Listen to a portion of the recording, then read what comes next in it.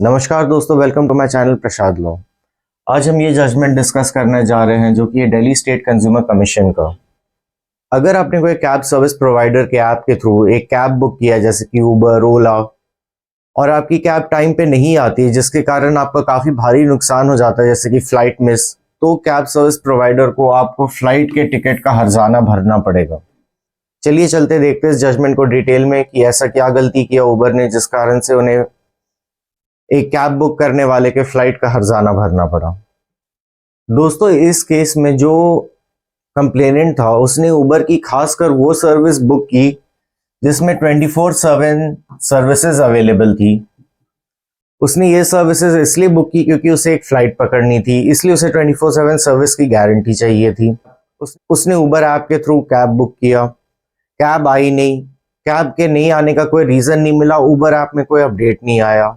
Panic situation में उसने एक प्राइवेट टैक्सी बुक की पर उसकी फ़्लाइट मिस हो गई जिस कारण से उसे दुगने दाम पे दूसरी फ़्लाइट बुक करनी पड़ी उसी दिन देर पे जाके।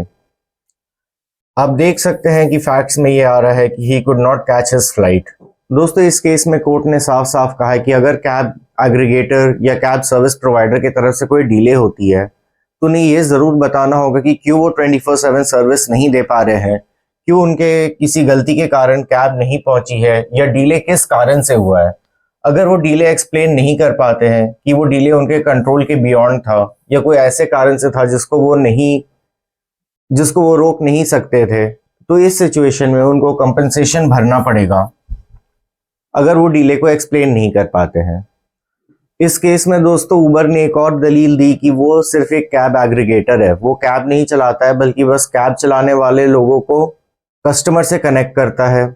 इस बेसिस पे उबर की दलील थी कि उनके ऊपर कोई रिस्पॉन्सिबिलिटी नहीं आनी चाहिए क्योंकि कैब तो उनकी है ही नहीं, वो तो बस लोगों को कनेक्ट करा रहे हैं। कोर्ट का कहना था कि ये बिल्कुल गलत दलील है। दोस्तों, इस दलील पे कोर्ट ने कहा कि जैसे ही आप एक प्लेटफॉर्म ऑफर करते हैं कुछ गारंटीज और सर्विसेज के साथ और आप उस प्लेटफॉर्म के यूज करने के पैसे भी लेते हैं तो आपको वो सर्विसेज देनी होगी। आप ये कह के एक्सक्यूज नहीं हो सकते अपने सर्विसेज देने से कि हमारा ऐप तो बस एक एग्रीगेटर ऐप है, वो सिर्फ कैब को लोगों से कनेक्ट करता है बल्कि खुद के कैब नहीं चलाता है। नहीं, ऐसी दलील नहीं दी जा सकती है।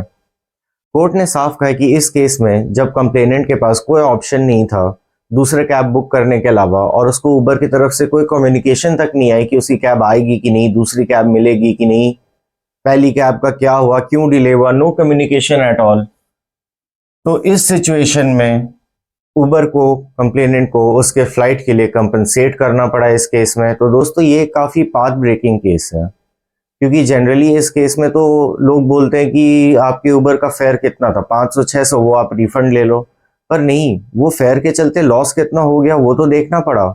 इस केस में तो कंप्लेनेंट को डबल प्राइस पे फ्लाइट बुक करनी पड़ी। हालांकि कोर्ट ने उसे कंपनसेशन तो सिर्फ पहले फ्लाइट की प्राइस की दी, पर फिर भी ये ग्राउंड ब्रेकिंग डिसीजन है क्योंकि पहले कभी जनरली फ्लाइट के टिकट का कंपनसेशन मिलता नहीं था।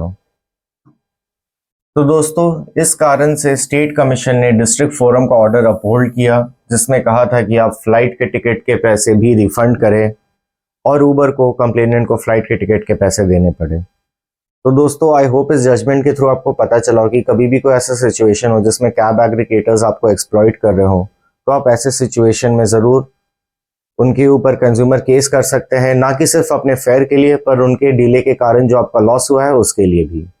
और ऐसे जजमेंट्स के लिए जुड़े रहे हमारे चैनल प्रसाद लॉ से।